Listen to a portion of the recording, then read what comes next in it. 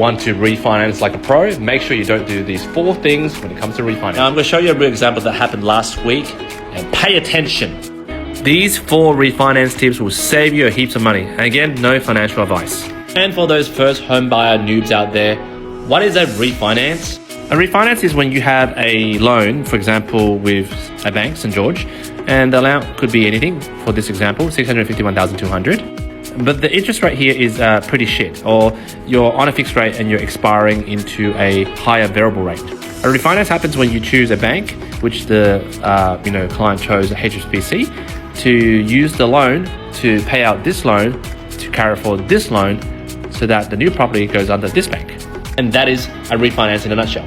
Now the 4 golden rules are, and I'll explain it later, is that number 1, get a rate lock, which is buy the rate today and it holds it for 90 days. Number 2 is if you're refinancing, send the discharge form early because the bank you're trying to refinance out of will sabotage the deal and drag it out. Number 3 is always nominate a shortfall account, and I'll explain more about this later. And number 4, day before settlement, pay down the existing loan by $2,000 to $3,000, and I'll explain that more in detail later. Now let's look at the loan structuring. This client came to me to refinance an investment loan. Their property is worth $950K and their existing loan is $651,200. They want to refinance to HSBC because HSBC is giving $3,288 and the 2-year fixed rate is 4.47 interest only for 5 years. Now HSBC did not offer a rate lock during the time of the application, which meant it was time critical to do the application as fast as possible before the 11th of July for her to keep 4.47. Now, aside from doing point 2, which I sent in the discharge early to speed up the process, this point 3 and 4 nearly killed the deal. This is where I really need you to pay attention. If you're trying to refinance from St. George to HSBC or one bank to another bank, the actual loan amount that you're refinancing to will not match on the day.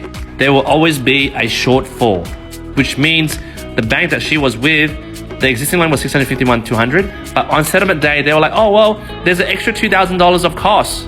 Now, HSBC will be WTF, we only have $651,200 on the day.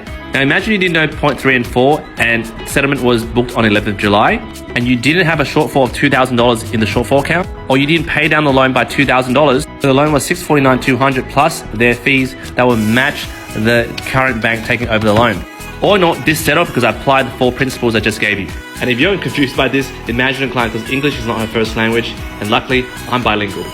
喂，係你個 settlement settle 咗啦，你個 refinance。太好啦！最重要係你家下一個固定利率咧係 lock in 咗啦嚇，因為家下咧5點幾啊，5點幾啊。唔係6點幾咩？好。係啊，6點幾係好驚啊。唔該晒你，唔該。